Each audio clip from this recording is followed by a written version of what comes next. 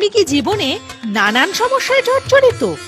কর্মপ্রাপ্তিতে বাধা, সম্পর্কের সমস্যা, ব্রেকআপ, বৈবাহিক জীবনে সমস্যা, পরকীয়া, কোর্ট কেস, যে কোনো জটিল থেকে জটিলতর সমস্যায় গ্যারান্টি সহযোগে নিশ্চিত সমাধান পেতে যোগাযোগ করুন প্রখ্যাত দীর্ঘ অভিজ্ঞতা সম্পন্ন বংশ পরম্পরায় জ্যোতিষ ও তন্ত্রের সাথে যুক্ত জ্যোতিষ ও তান্ত্রিক জ্যোতিষার্ণব গৌরবের সাথে। অমাবস্যা যোগে যজ্ঞের মাধ্যমে কাজ করে থাকেন বাস্তুযজ্ঞেও পারদর্শী জ্যোতিষার্ণব গৌরব। 2025 সালের শুরুতে যারা কনসালটেন্সি করছেন প্রত্যেকের জন্য রয়েছে বিশেষ উপহার। আজই যোগাযোগ করুন জ্যোতিষার্ণব গৌরবের সাথে। নমস্কার বন্ধুদের, খোঁজ নিতেই শুরু করছি আমাদের আজকের অনুষ্ঠান। আপনারা কি ভালো আছেন বা আপনারা কিভাবে ভালো থাকতে পারেন? আপনাদের ভালো থাকার সাথে কিন্তু আমাদের এই অনুষ্ঠান জড়িত। যদি ভালো থেকে না থাকেন তাহলে কিন্তু এই অনুষ্ঠান দেখুন, অবশ্যই আপনার জীবনকে উন্নততর জায়গায় পৌঁছে দেওয়ার যে বিশেষ তথ্যগুলো আছে সেগুলো আপনাদের ভীষণভাবে কাজে লাগবে। এবং এই অনুষ্ঠানে আপনাদের জন্য যিনি উপস্থিত থাকেন জ্যোতিষার্ণব গৌরব আজকেও উপস্থিত হয়েছেন। আজকে আমরা জানি যে আজ বেশ কিছু বছর ধরে তিনি কিন্তু সুনামের সাথে কাজ করে চলেছেন।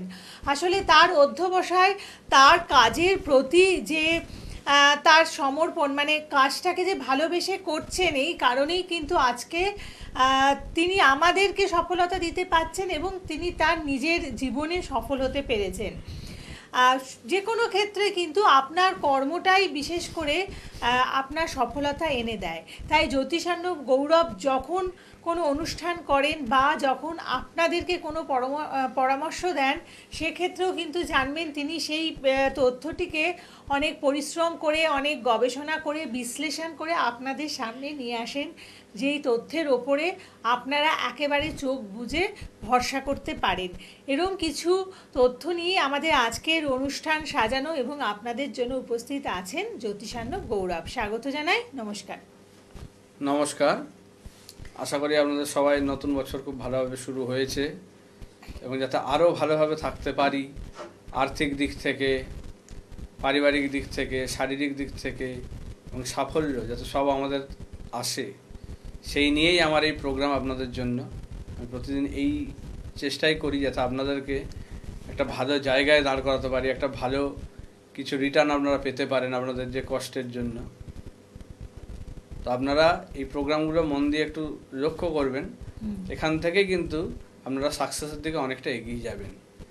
এই জিনিসগুলো আমরা বলতে পারি, ঠিক আছে? তো আজকে একটা খুব গুরুত্বপূর্ণ বিষয় নিয়ে আলোচনা এবং শেষে কিছু তান্ত্রিক টোটকাও থাকবে আপনাদের সমস্যা থেকে বেরোনোর জন্য।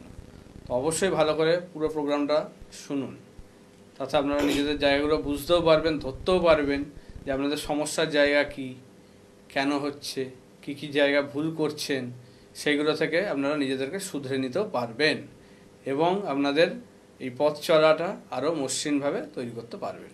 একদম। দেখুন, আমাদের কর্মের প্রয়োজনে বা আমাদের আত্মীয়তার কারণে আমরা বিভিন্ন জায়গায় গিয়ে থাকি এবং সেখানে গেলে পরে একটু লক্ষ্য করবেন যে যারা আর্থিক দিক থেকে সচ্ছল থাকে তাদের গৃহসজ্জা একরকম থাকে, আবার যারা একটু আর্থিক অনটনে রয়েছেন তাদের ক্ষেত্রে কিন্তু গৃহসজ্জাটা একটু অন্যরকম। যেমন যাদের একটুখানি অবস্থা মানে সেরকম অবস্থাপন্ন নয়, একটুখানি খারাপের দিকে রয়েছেন, তাদের ক্ষেত্রে দেখা যায় তাদের গৃহসজ্জা মানে তারা যেই ফার্নিচার দিয়ে ঘর সাজাচ্ছে বা ঘরের মধ্যে যেই আসবাবপত্র বা বিভিন্ন যা কিছু রয়েছে সেগুলো যেন একেবারে ঠাসা ঘরের মধ্যে মনে হচ্ছে, একটা মানে দম আটকানো ব্যাপার। আবার যারা একটু অবস্থাপন্ন মানে যাদেরকে আমরা রিচ বলতে পারি, তাদের ক্ষেত্রে দেখা যায় যে মানে খুব সুন্দর করে ঘর সাজানো, এটা তো খুব স্বাভাবিক। সেই যাদের পয়সা আছে তাদের ইচ্ছে মতো তারা অনেক কিছুই করতে পারেন, কিন্তু যাদের একটু অবস্থা সেরকম নয় তারাও কিন্তু ভালো থাকতে চান, তারাও মন দিয়ে ঘরটা সাজানোর চেষ্টা করেন। কখনো হয়তো লোন নিয়ে কিছু কিনলেন, কিন্তু গৃহসজ্জা লক্ষ্য করলে দেখা যাবে তার মধ্যেই যেন কিছু একটা প্রকাশ পাচ্ছে।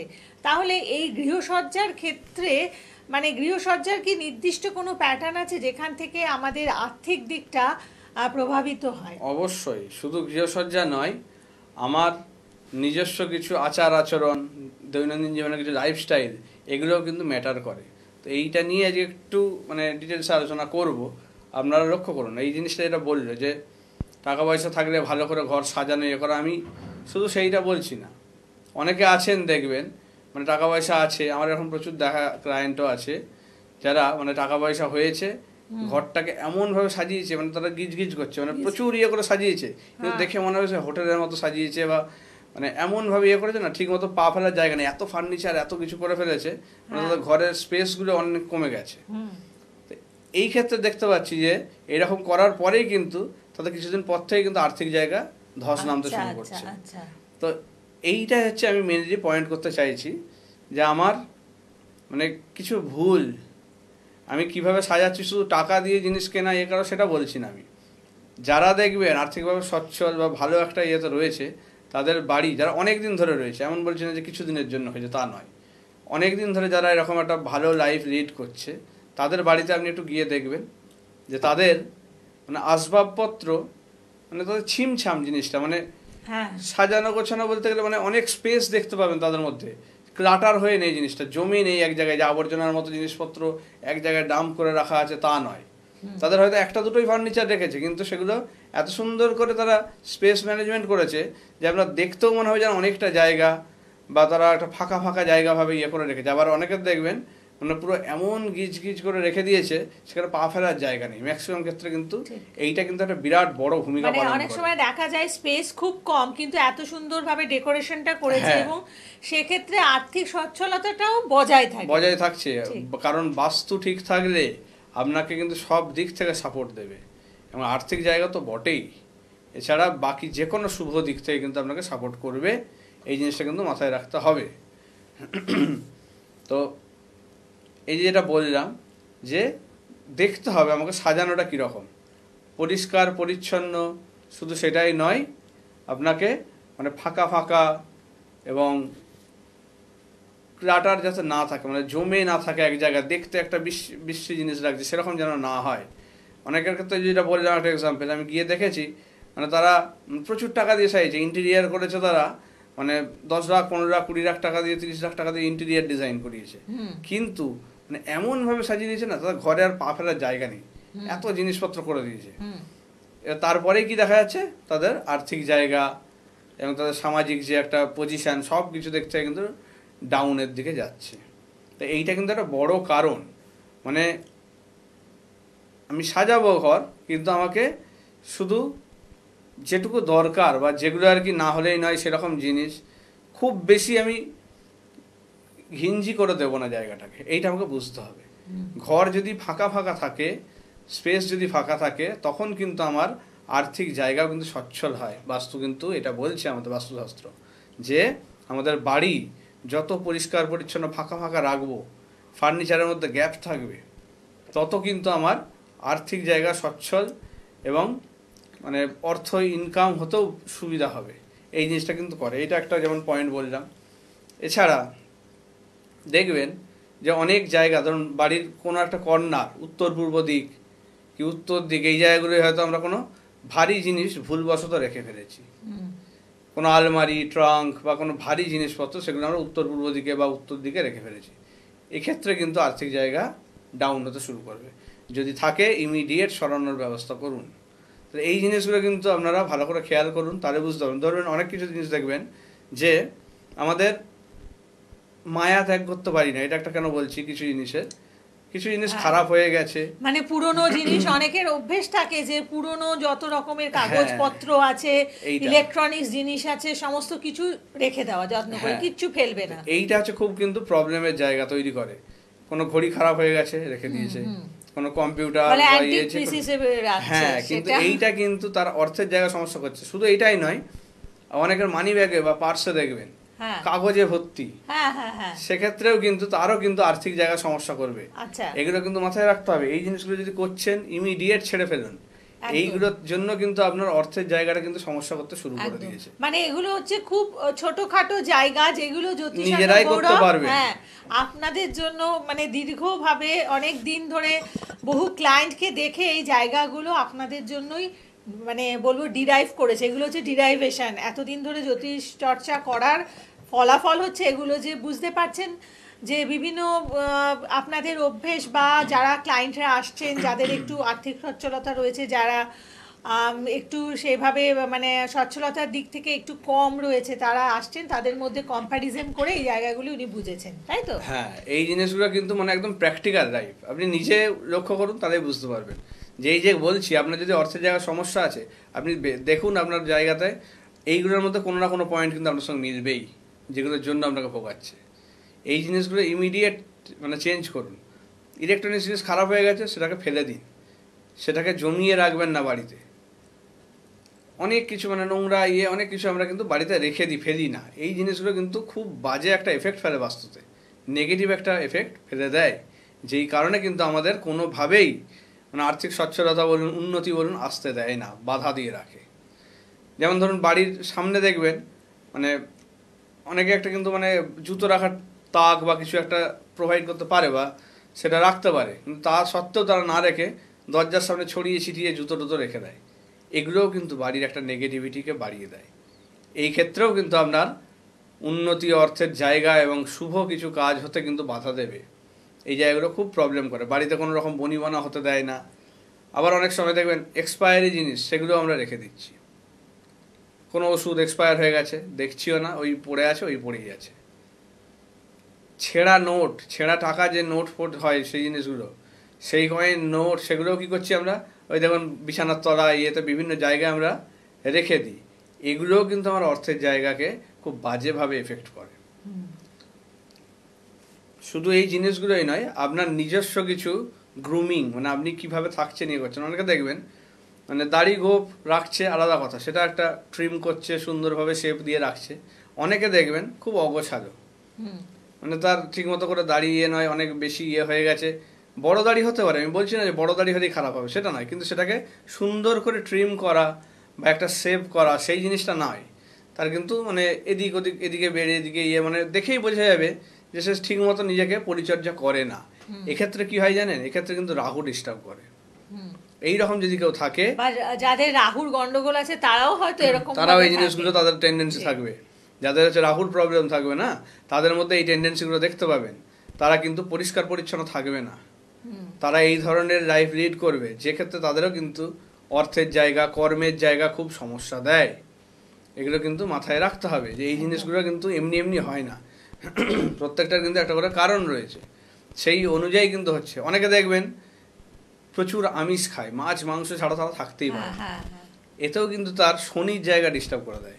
শনি গ্রহ কিন্তু সেক্ষেত্রে ডিস্টার্ব হয়, তাতেও কিন্তু তার মানে শেষ জীবনে কিন্তু দুঃখ দুর্দশা এগুলো কিন্তু নিয়ে আসে। তার কিন্তু বিভিন্নভাবে ভোগায়, মানে সেই সময় ভালো থাকলেও ভবিষ্যতে কিন্তু তার সময়টা খারাপ হবেই। এটা কিন্তু একদম মানে প্রমাণিত এই জিনিসগুলো। যদি আপনি এইভাবে লাইফ লিড করছেন, আমিষ কম খান, একটা লিমিটেড ইয়েতে খান। অনেকে থাকে প্রতিদিন আমিষ ছাড়া চলে না, এরকম কিন্তু। তো সেই জিনিসগুলো কিন্তু মানে খুব বাজেভাবে ভোগায় আমাদের। প্রত্যেকটা পয়েন্ট যেগুলো বলছি ভালো করে খেয়াল করুন। আপনার সন্তানদের ক্ষেত্রে এগুলো দেখতে পাবেন, যদি দেখছেন সেক্ষেত্রে তারও কিন্তু দেখবেন কেরিয়ারের জায়গা, চাকরির জায়গা সমস্যা করছে। এই জিনিসগুলো আপনি যদি খেয়াল করেন, একই জায়গায় ধরুন বসে আছে, কোনো এক্সারসাইজ কিছু করছে না, মানে দিন রাত সে মোবাইল এইসবে অ্যাডিক্টেড হয়ে যাচ্ছে, এই জিনিসগুলো কিন্তু তার মানে রাহুর ডিস্টার্ব। তবেই কিন্তু তাকে এই ধরনের জিনিসে আসক্ত করে। এগুলো কিন্তু খেয়াল করুন এবং এগুলো থেকে সচেতন হন। এই ধরনের যদি দেখেন বাড়িতে, অবশ্যই সেগুলো কোনো ভালো অ্যাস্ট্রোলজারের সঙ্গে যোগাযোগ করুন। একদম, না হলে কিন্তু আপনার সন্তানের কিন্তু সাফল্য বা একটা প্রতিষ্ঠান কিন্তু আপনি দিতে পারবেন না, তাই কিন্তু প্রতিষ্ঠিত হতে পারবে না ভালো করে। ঠিক, মানে এগুলো অ্যাকচুয়ালি কাউন্সিলিং যখন করতে যায় কেউ, তখন এগুলো বলা হয়ে থাকে, কিন্তু এই অনুষ্ঠান কোথাও অ্যাস্ট্রোলজির সাথে কাউন্সিলিং দুটোকে এক জায়গায় করে দিচ্ছে। অর্থাৎ আপনার উন্নতির জন্য, আপনার জীবনের সফলতার জন্য খুঁটিনাটি যা কিছু প্রয়োজনীয় সব কিছুই কিন্তু জ্যোতিষার্ণব গৌরব আপনাদের সামনে তুলে ধরেন। এই যে কোনো ক্ষেত্রে মানে একটা ইন্টারভিউ দিতে যাচ্ছে সেই সময় একটু পরিষ্কার থাকতে হবে, স্মার্টনেস একদমই। দরকার, বা কিছু অ্যাডিকশন থাকলে যেমন মোবাইল অ্যাডিকশন, এগুলো একটু কমাতে আপনারা হবে। নিজেরাও যদি দেখেন, হ্যাঁ। এই জিনিসটা যেটা বললো দিদি, এই জিনিসটা নিয়েও একটা বলার আছে। আপনারা নিজেরাও যদি কোনো সেলিব্রিটি বা ইয়েদের দেখেন, এই শাহরুখ খানকে বলুন বা কোনো বড় বড় সেলিব্রিটি যারা আছে, তাদেরকে যদি দেখেন বিভিন্ন তারা ইন্টারভিউতে আসে বা বিভিন্ন শোতে যায়, কখনো তাদের ড্রেসের মধ্যে এতটুকু কোনো রকম নোংরা বা মোড়াসোড়া কখনো দেখেছেন? দেখেননি কিন্তু। বা তাদেরকে নিজেদেরকে দেখবেন একটা ওয়েল গ্রুমড। হ্যাঁ। এই জিনিসটা কিন্তু তারাও মেনটেন করে, কারণ জানে এইগুলোর জন্য কিন্তু তাদের সাকসেসের জায়গাটা তৈরি হয়। তো যে কোনো কিছুতেই আপনার সাকসেস পেতে গেলে আপনার লাইফস্টাইল, আপনার বাস্তু সেইভাবে কিন্তু মানে আপনার যেমন দরকার সেইভাবে কিন্তু সেই অনুসারে কিন্তু আপনাদের সেটা সাজাতে হবে, সেইভাবেই চলতে হবে। না হলে আপনি সাকসেস পাবেন না, এমনি এমনি পায় না। একদম। লাখ লাখ ছেলে, কোটি কোটি ছেলে পরীক্ষা দিচ্ছে, তার মধ্যে আপনি কেন পাবেন? আপনি কেন সেখানে ইউনিক? প্রচুর খাটাখাটনি করছে, আপনি যা খাটছেন তার থেকে অনেক বেশি খাটছে, সেরকম ছেলেও আছে। বা আপনি হয়তো প্রচুর খাটছেন কিন্তু আপনার থেকে কম খেটেও একজন পেয়ে যাচ্ছে। সেই জায়গায় কিন্তু বুঝতে হবে আপনার কিন্তু মানে সেখানে অ্যাস্ট্রোলজিক্যাল চার্ট বলুন বা আপনার নিজস্ব লাইফস্টাইল বলুন, সেগুলো কিন্তু ম্যাটার করে যাচ্ছে। নাহলে কিন্তু হবে না। তাহলে সেক্ষেত্রে বুঝতে হবে যে আমার কোনো একটা জায়গা নিশ্চয়ই প্রবলেম আছে, যেটার জন্য আমার কিন্তু সাকসেস কাছে গিয়েও হচ্ছে না। তো সেটা কি প্রবলেম, সেটাকে আগে ডিটেক্ট করতে হবে। যেমন একটা রোগ ধরতে গেলে ডায়াগনোসিস যে প্রসেসগুলো দরকার সেগুলো করা হয়, কী ধরনের টেস্ট করা হচ্ছে সেগুলো দেখে আপনার রোগটাকে ধরা হয়। সেরকমই আমিও কিন্তু আমার প্রোগ্রামগুলো কিন্তু এইভাবেই সাজাই যাতে আপনি নিজের প্রবলেমটাকে ডায়াগনোস নিজেই করতে পারেন অনেকটা, যাতে তার জন্য আপনার কোথাও ছুটতে হয় না যে আপনার প্রবলেমের কারণটা কি, সেটা আপনি জেনে যাচ্ছেন। ঠিক আছে, সেটা সমাধান কি করে হবে সেটার জন্য আপনাকে অ্যাস্ট্রোলজারের সঙ্গে কনসাল্ট করতে হবে অবশ্যই। আপনি ভালো করে হার্ড ওয়ার্ক করুন, যেমন বলছি সেইভাবে চলুন, আপনার সাকসেস পাই দেওয়ার দায়িত্ব আমার। সেটা আমি করে দেবো আপনাকে, গ্যারেন্টি সহকারে সেটা আমি করব। সেটা আপনাকে যখন বলবো সেটা আপনি পাবেন। কিন্তু হার্ড ওয়ার্ক আর লাইফস্টাইল এইটা কিন্তু আপনাকে ঠিক করতে হবে, কারণ আমাদের জ্যোতিষে কিন্তু সেটাই বলা হয় যে চেষ্টা করতে হবে সঙ্গে ভাগ্য, দুটো মিলিয়ে কিন্তু আপনার সাকসেস বা সাফল্য। কখনোই এমন ভাবার কিছু কারণ নেই যে সব ভাগ্যে আছে মানেই হয়ে যাবে, আমি না কিছু করলেও হয়ে যাবে, আমার কাছে মানে আমার কপালে টাকা আছে মানে আমি বসে থাকলেও টাকা হয়ে যাবে তা নয়, বা আমার শিক্ষার জায়গা ভালো আছে মানে আমি বসে থাকলেই যে আমার সব পড়াশোনা হয়ে যাবে তাও নয়। আমাকে তার জন্য খাটতে হবে। ভগবান আমাকে হাত পা চোখ মাথা সব দিয়েছে, সেগুলো সাজিয়ে রাখার জন্য নয়, সেই জিনিসগুলোকে চোখ কান খোলা রেখে চলতে হবে। এই যে আমরা এত ঠকি, এত অ্যাস্ট্রোলজারের কাছে যাই, গিয়ে ঠকছি, কেন ঠকছি? কারণ আমরা সেইভাবে আমাদের বুদ্ধিটাকে কাজে লাগাচ্ছি না, ভাবছি না, চিন্তা ভাবনাটাই করছি না যে কোন জিনিসটা হতে পারে কোন জিনিসটা হতে পারে না। আমরা বুজরুকিগুলোকে বুঝতেই পারছি না, এই কারণে এত সমস্যা। বুজরুকিগুলোকে ধরার চেষ্টা করুন, আপনি চেষ্টা করলে আপনি নিজেও পারবেন সেগুলোকে ধরতে, কোনটা বুজরুকি। কারণ জ্যোতিষ কোনো এরকম একটা বুজরুকি বা প্রসেস নয়, এটা একটা বিজ্ঞান। সেটাকে বিজ্ঞানের মতো করে ভাবুন, তবে হবে। বৈজ্ঞানিক চিন্তা ভাবনা আপনার মধ্যে ডেভেলপ করতে হবে, তবেই একটা জায়গা থেকে সাকসেস পাবেন। এমনি এমনি কেউ সাকসেস পায় না। যেখানেই শুনছেন চলে যাচ্ছেন, ছুটছেন বিভিন্ন জায়গায় করে, সেটা আপনার বুদ্ধিতে হচ্ছে না যে এটা হওয়া উচিত নয় এরকম, সেটা আপনি ভাবছেন না। যে বলে দিচ্ছে 72 ঘন্টায় সাফল্য, 3 দিনে সাফল্য, বা 1 ঘন্টায় সাফল্য, 3 ঘন্টায় সাফল্য, এইগুলো কি ম্যাজিক নাকি এরকমভাবে? এটা তো নয়। এই জিনিসটা বুঝতে হবে। তাহলে এইরকম ফাঁদে পড়লেই তো আপনি সমস্যা। এই জিনিসগুলো ধরুন, এই জিনিসগুলো বোঝার চেষ্টা করুন। আপনার এই যে জায়গাটাকে ধরতে গেলে, ডিটেক্ট করতে গেলে, আপনি একটা ডাক্তারের কাছে কেন যাচ্ছেন? তাহলে তো শুধু ওইভাবে পড়ে থাকলেই হতো। একটা ডাক্তারের কাছে গিয়ে যে চিকিৎসা করাচ্ছেন, এত টেস্ট করাচ্ছেন, করছেন, কেন করাচ্ছেন? কারণ এইটাই হচ্ছে আমরা জানি যে বিজ্ঞান, যে আমাদের সঠিকভাবে জিনিসটা কিন্তু ধরে দিতে পারে। তাহলে আপনার জ্যোতিষেও কিন্তু সেই রকম কিছু প্রসেস আছে, সেই ডায়াগনোসিসের প্রসেস কিছু আছে, যেগুলো যে বৈজ্ঞানিক চিন্তাভাবনা দিয়ে ভাববে বা করবে সেই একমাত্র করতে পারবে। না হলে কিন্তু এরকমভাবে বুজরুকি দিতে হবে না। এটা আপনাকে বুঝতে হবে। এই জিনিসগুলো ঠিক করে মেনে চলতে পারলেই আপনি সব জায়গা থেকেই সাকসেস পাবেন বা ঠকবেন না। আপনি সেখানে ঠিক ধরতে পারবেন যে এটা হচ্ছে ঠকানো হচ্ছে, কি এই জিনিসটা ভুল বলা হচ্ছে, আপনি নিজেই সেখানে আপনার যুক্তিটাকে কাজে লাগান, তাহলে আপনি ঠিকঠাকভাবে এগোতে পারবেন, আপনার সমস্যার সমাধানও হবে, নাহলে হবে না। এই যে তন্ত্রের যে বিভিন্ন কাজ হয় সেগুলোরও বিভিন্ন রকম প্রসেস থাকে, দেখুন সেই প্রসেসগুলোকে ফলো করছে নাকি। যেমন ধরুন কারো গ্রহ শান্তি হচ্ছে, আমাদের তন্ত্রে কি ষট কর্ম বলা হয়, মানে 6টা কর্ম অ্যাকচুয়ালি তন্ত্রের যে জিনিসগুলো হয়, সেখানে যেমন গ্রহ শান্তি হয়, বিদ্বেষণ হয়, আকর্ষণ হয়, আপনার মারণ হয়, স্তম্ভন হয়, এরকমভাবে প্রক্রিয়াগুলো হয়। এই প্রক্রিয়াগুলোর বশীকরণ যেমন একটা প্রসেস, তো এইগুলোরও কিন্তু মানে দিক আছে, লগ্ন আছে, কোন সময় করা উচিত দিনের, সেইগুলোও কিন্তু আছে। দেখুন সেগুলোকে মেনটেন করছে কিনা। একটা যজ্ঞ, এই যে বিভিন্ন জায়গায় কি হয়, অনেকে যজ্ঞ করছে তারা পিঠে বা ইয়েতে বিভিন্ন জায়গায় দেখানো হয়, সেক্ষেত্রে দেখবেন যে একসঙ্গে 10 জন 15 জনের বা 100 জনের দোষ কাটানো হচ্ছে। এই জিনিসটা কিন্তু ভুল। কেন ভুল? কারণ ওই একই সময়ে সব একই রকম কাজ হতে পারে না, সবার কি একই প্রবলেম? তা তো নয়। আর ওই দিনে যে আপনার শুভ দিন থাকবে সেটাও তো নয়, তাহলে আপনাকে বুঝতে হবে সেটা।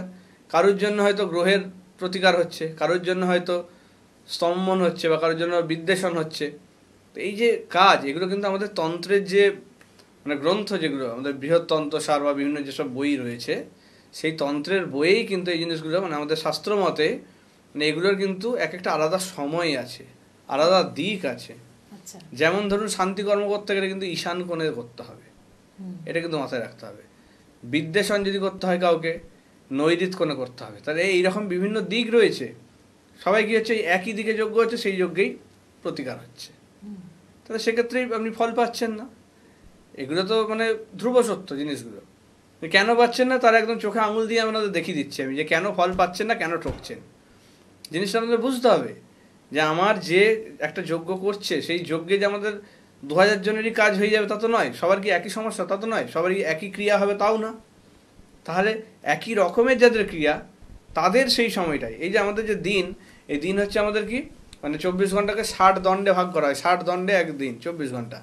সেক্ষেত্রে এই 10 দণ্ড করে করে কিন্তু এক একটা, এই যে আমাদের যেমন ঋতু হয় না, শীত গ্রীষ্ম বর্ষা এরকমভাবে যে ঋতুগুলো হয় 6টা, তো সেই রকমভাবে এই দিনকেও কিন্তু এরকমভাবে ভাগ করা হয়, 10 দণ্ড করে করে কিন্তু এক একটা ঋতু হিসাবে ভাবা হয়। প্রথমে যেমন সূর্যোদয় থেকে প্রথম 10 দণ্ড হচ্ছে বসন্ত, তারপরে 10 দণ্ড হচ্ছে গ্রীষ্ম, তারপরে 10 দণ্ড বর্ষা, শীত, শরৎ, হেমন্ত, এরকমভাবে চলছে। এবার আমাকে দেখতে হবে যে আমার কোন কাজ কখন করতে হবে। যেমন গ্রহ শান্তির কাজ হচ্ছে আমাদের হেমন্ত যে সময়টা, অর্থাৎ প্রত্যুষকালটা, ওই সময়টা করতে হবে।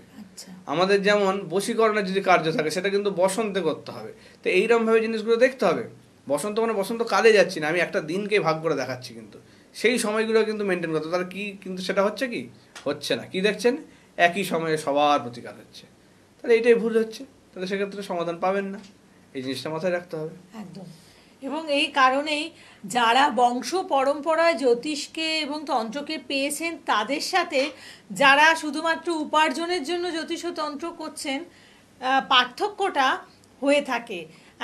যারা বংশ পরম্পরায় জ্যোতিষ ও তন্ত্রের চর্চা করেন, তাদের ক্ষেত্রে কিন্তু এভাবেই আপনারা সূক্ষ্মভাবে জ্যোতিষতন্ত্রের প্রয়োগের জায়গাটা পাবেন, মানে অ্যাপ্লিকেশনটা পাবেন। আর যারা মনে করছেন যে আপনাদের দুটো টিভি শো করে একটু আগুন জ্বালিয়ে আর সোয়াহা বলে তন্ত্র দেখাচ্ছে, তো সেক্ষেত্রে গিয়ে কিন্তু আপনাদের এইরকম বিশ্লেষণ পাবেন না যে কোন সময় করলে পরে কতটা ফললাভ হয়। তাই একটা নেট হিসেবে আপনারা করছেন এবং সেখান থেকে ফললাভ করছেন না। তাই কাজ যদি পেতে হয় অবশ্যই সঠিক মানুষকে আপনাদের নির্বাচন করতে হবে। আচ্ছা, আমি যে ইয়েটা বলেছেন টোটকা দেবো দুটো, সেটা আপনারা একটু শুনে নিন ভালো করে। যারা আর্থিক সমস্যায় ভুগছেন তারা বৃহস্পতিবার সিঁদুর আর কলা গাছের যে শিকড়, এই দুটো জিনিসকে বেটে বৃহস্পতিবার সকালে স্নান করে কপালে তিলক দিন, 3 বার তিলক দেবেন। এটা হচ্ছে পরপর 4টে বৃহস্পতিবার করবেন, আপনার অর্থের জায়গা কিন্তু সমস্যা অনেকটাই মিটিয়ে দেবে। এইটা করুন। আর একটা হচ্ছে যাদের স্বামী স্ত্রীর মধ্যে খুব ঝামেলা চলছে, তারা কি করবেন, তারা বামনহাটি যে মূল হয় সেই মূল আর একটু শ্মশানের ছাই, এই দুটো জিনিসকে একসঙ্গে নিয়ে, শ্মশানের ছাই হোক বা যজ্ঞের ছাই হোক, যে কোনো কিছু নিতে পারেন, ছাই, সেই ছাই নিয়ে আপনারা সেটাকে বাড়িতে আপনার মানে বিছানার নিচে রাখুন, ঠিক আছে? তাতে কিন্তু আপনাদের মানে সমস্যার সমাধানটা মিটিয়ে দেবে, আপনাদের মধ্যে আন্ডারস্ট্যান্ডিং সব কিছুই করে দেবে, ঠিক আছে? একদম। এবং সঠিক মানুষকে সঠিক ব্যক্তিত্বর হাত ধরে আপনারা জ্যোতিষ তন্ত্রের প্রয়োগ করুন, অবশ্যই সেখান থেকে আপনারা ফলাফল লাভ করবেন। এবং জ্যোতিষানু গৌরব যেখানে থাকেন তার কথাগুলোর ওপরে ভরসা এবং আজকের অনুষ্ঠান শুনে আশা করছি আপনারা বুঝতে পারছেন যে বিস্তারিতভাবে কতটা তিনি এই তন্ত্রের জায়গাটাকে জানেন। এবং সেই জন্যই জ্যোতিষানু গৌরবের মাধ্যমে যারা কাজ করাতে চাইছেন আপনারা বুকিং নাম্বারে ফোন করুন এবং বুকিং করে চেম্বারে আসুন। আর দূরের বন্ধু যারা রয়েছেন আপনারা অনলাইন কনসালটেন্সি করুন। আজকের পর্ব এতটুকুই, সকলে ভালো থাকুন, নমস্কার। নমস্কার।